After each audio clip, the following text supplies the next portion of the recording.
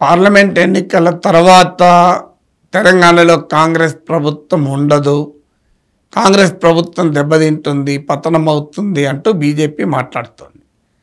So BJP మళ్ళీ అధికారంలోకి వస్తే అది కూడా వాళ్ళు ఆశించినట్లు స్వతహాగా 370 సీట్లు, ఎన్డీఏగా 400 సీట్లు తెచ్చుకొని అధికారంలోకి వస్తే ఏ రకమైన పరిణామాలు ఉంటాయి అనేది ఒక చర్చగా మొదలైంది.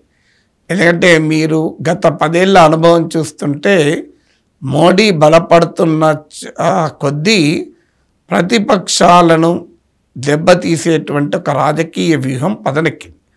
ఇప్పటికే లోక్ జనశక్తి పార్టీని స్ప్లిట్ చేశారు. అందులో ఒక వర్గం బీజేపీతో ఉంది, మరొక వర్గం అంతకుముందు బీజేపీతో ఉండి ఇప్పుడు వీడి పక్క జరిగింది. జేడీయూను కూడా స్ప్లిట్ చేయాలని చూస్తున్నారు నితీష్ కుమార్ ఆరోపించాడు. తర్వాత ఆయన మళ్ళీ ఎన్డీఏలో చేరాడు. ఎన్సీపీ స్ప్లిట్ అయింది బీజేపీ దర్శకత్వంలో, శివసేన స్ప్లిట్ అయింది. ఏడీఎంకేలో ఉన్న విభజనకు కూడా బీజేపీ ఇన్వాల్వ్మెంట్ ఉంది. అక్కడ ఓపీఎస్ ఈపీఎస్లు ఈ గందరగోళంలో. అందువల్ల దేశవ్యాప్తంగా BJP mergers and acquisition politics నడిపింది. అంటే వ్యాపార రంగంలో ఉండే విలీనాలు, టేక్ ఓవర్ల వ్యవహారం నడిపింది. అందువల్ల దీంతో పాటు ఇతర పార్టీలు ఎమ్మెల్యేలను లాగి రాష్ట్ర ప్రభుత్వాలను పడగొట్టడం, కర్ణాటక, మధ్యప్రదేశ్, ఉత్తరాఖండ్, అరుణాచల్ ప్రదేశ్ ఇలా చాలా చోట్ల సక్సెస్ఫుల్గా ఈ ఆపరేషన్ లోటస్ నడిపింది. రాజస్థాన్లో ఫెయిల్ అయింది, ఢిల్లీలో సక్సెస్ కాలే, కానీ దేశంలో ప్రయత్నం మాత్రం అంతటా చేసింది.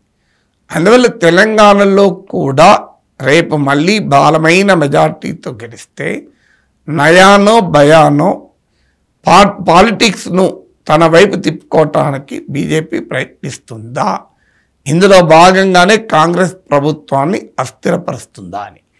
కాంగ్రెస్ పార్టీలో ఉండే సహజ అనైక్యత ఉంటుంది.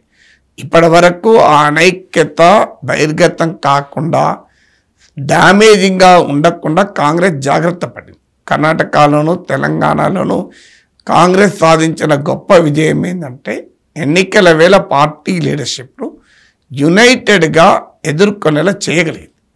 అది ఎంతకాలం నిలబడుతుంది అనేది క్వశ్చన్. అందువల్ల కాంగ్రెస్కు స్వల్పమైన మెజారిటీ మాత్రమే ఉన్నప్పుడు ఇది మరీ ఛాలెంజింగ్గా ఉంటుంది. వాస్తవంగా మధ్యప్రదేశ్లో కూడా స్వల్పమైన మెజారిటీ ఉండే, అక్కడ జ్యోతిరాదిత్య సింధియా తిరుగుబాటు ద్వారా సాధించగలిగింది.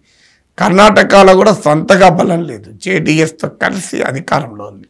రాజస్థాన్లో కూడా బొటాబొటి మెజారిటీ ఉన్నా అశోక్ గెహ్లాట్ బలంగా తన బలాన్ని ఎమ్మెల్యేలు నిలుపుకోగలిగాడు. అందువల్ల తెలంగాణలో అలా రేవంత్ రెడ్డి నిలుపుకోగలుగుతాడా, ఇవన్నీ కూడా ఊహాగానాలుగా ఉన్నాయి. కానీ ఇతర రాష్ట్రాలకు ఇక్కడ ఒక తేడా ఉంది. బీజేపీ ప్రయత్నం చేయదా అంటే అంతటా ప్రయత్నం చేస్తుంది, తెలంగాణలో ఎందుకు ఊరుకుంటుంది. కానీ మిగతా స్టేట్ మీరు రాజస్థాన్ మీకు సక్సెస్ అయిన మధ్యప్రదేశ్, కర్ణాటక ఈ రాష్ట్రాల్లో బీజేపీకి బలమైన స్ట్రెంగ్త్ ఉంది. అసెంబ్లీలో బీజేపీకి బలమైన స్ట్రెంగ్త్ ఉన్నప్పుడు కాంగ్రెస్ పార్టీలో ఒక వర్గాన్ని చీలిస్తే లేదా కాంగ్రెస్ జేడీఎస్ల మధ్య ఐక్యతను చెడగొడితే, కాంగ్రెస్ నుంచి జేడీఎస్ నుంచి ఎమ్మెల్యేలు లాక్కుంటే బీజేపీ ప్రభుత్వాలు ఏర్పడ్డాయి. ఇక్కడ అవకాశం లేదు. బీజేపీకి ఉన్న 8 సీట్లు మాత్రమే. బీఆర్ఎస్ ఎమ్మెల్యేలు కూడా బీజేపీకి చేరడం లేదు, కాంగ్రెస్లో చేరటానికే ఆసక్తి చూపుతున్నారు. అందువల్ల బీజేపీకి స్వతహాగా బలం లేనప్పుడు ఆపరేషన్ లోటస్ జరపడం అంత సులభం కాదు. బలం ఉండి కూడా రాజస్థాన్లో జరపలేకపోయారు. అందులో బలం లేని రాష్ట్రంలో ఇలా చేయగలుగుతారు. రెండవది, బీఆర్ఎస్ ఎమ్మెల్యేలు కాంగ్రెస్లో చేరడం మొదలైంది. ఆల్రెడీ ఇప్పటికీ 2-3 ఎమ్మెల్యేలు పార్టీలో బీఆర్ఎస్ రాజీనామా చేసి కాంగ్రెస్లో చేరారు. ఇప్పుడు 3 అయిపోయారు, దానా నాగేందర్, కడియం శ్రీహరి, వెంకట్రావు భద్రాచలం ఎమ్మెల్యే తాజాగా.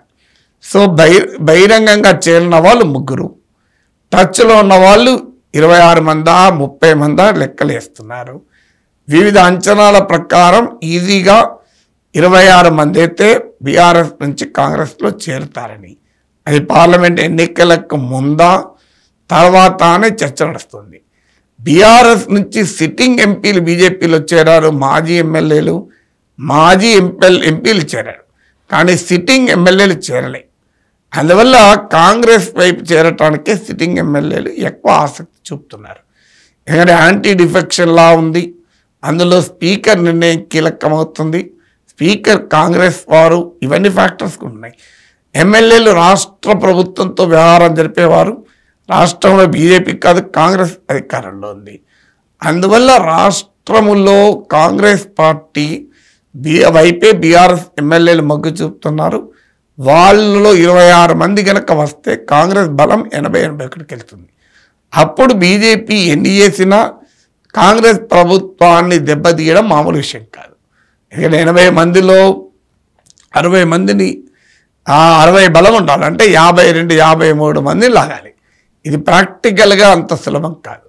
కాంగ్రెస్లో బీఆర్ఎస్ ఎమ్మెల్యేలు 20 మంది చేరితే ఆల్రెడీ రేవంత్ రెడ్డి కాంగ్రెస్లో మెజారిటీ ఎమ్మెల్యేల మద్దతు ఉంది కనుకనే అధిష్టానం చాలా సునాయాసంగా తీవ్రమైన పోటీ ఉన్న సీనియర్లను పక్కకు పెట్టి రిలేటివ్లీ న్యూ కమర్ అయిన రేవంత్ రెడ్డి ముఖ్యమంత్రి చేయగలిగింది. సో ఇప్పుడు బీఆర్ఎస్ ఎమ్మెల్యేలు కనుక చేరితే రేవంత్ ఇంకా బలపడతాడు విత్ ఇన్ ద కాంగ్రెస్. అప్పుడు ఆయన ప్రత్యర్థులు ఆయన పైన ఎత్తుగడలు వేయాలన్న కష్టమవుతుంది. ఆ కాంగ్రెస్ పార్టీలో అంతర్గతంగా పోరు లేకుండా బీజేపీ ప్రభుత్వాన్ని కూల్చలేదు. ఈవెన్ మధ్యప్రదేశ్లో కాంగ్రెస్ ప్రభుత్వాన్ని కూల్చిందంటే జ్యోతిరాదిత్య సింధియా తిరుగుబాటు ఉంది కనుక కూల్చగలిగింది. కర్ణాటకలో కాంగ్రెస్ జేడీఎస్ సంకీర్ణ ప్రభుత్వం కనుక కూల్చగలిగింది. రాజస్థాన్లో గెహ్లాట్కు సచిన్ పైలట్కు ఘర్షణ ఉంది కనుక దాన్ని బీజేపీ ఉపయోగించగలిగింది. అందువల్ల బీఆర్ఎస్ ఎమ్మెల్యేలు కాంగ్రెస్లో చేరడం వల్ల కాంగ్రెస్లో రేవంత్ పొజిషన్ మరింత బలపడుతుంది. ఆల్రెడీ ఆయన ముఖ్యమంత్రి అయినప్పటికీ ఇప్పటికీ ఆయన పొజిషన్ బలపడింది. అలాంటప్పుడు బీజేపీకి ఆపరేషన్ లోటస్ మరింత కష్టమవుతుంది. మూడవది, లోక్సభ ఎన్నికల్లో కాంగ్రెస్ పూర్గా పర్ఫామ్ చేస్తే అది కూడా సమస్యగా మారుతుంది. మీరు మధ్యప్రదేశ్లో కానీ కర్ణాటకలో జరిగింది అది. కాంగ్రెస్ పార్టీ అసెంబ్లీ ఎన్నికల పర్ఫార్మెన్స్తో పోలిస్తే పార్లమెంట్ ఎన్నికల్లో పర్ఫార్మెన్స్ వీక్గా ఉంది. కానీ తెలంగాణలో కూడా ఇప్పటి వరకు ఉన్న రాజకీయ వాతావరణం అయితే అసెంబ్లీ ఎన్నికల రాజకీయ ఆధిపత్యాన్ని, అసెంబ్లీ ఎన్నికల్లో వచ్చిన పొలిటికల్ గెయిన్స్ను కాంగ్రెస్ లోక్సభ ఎన్నికల్లో కూడా నిలబెట్టుకుంటుంది అన్న భావనే ఉంది. అందువల్ల ఈ 3 కారణాల రీత్యా తెలంగాణలో పార్లమెంట్ ఎన్నికలు అయిపోవడంతోనే ఆపరేషన్ లోటస్ సక్సెస్ కావటానికి అంత సానుకూల వాతావరణం అయితే లేదు.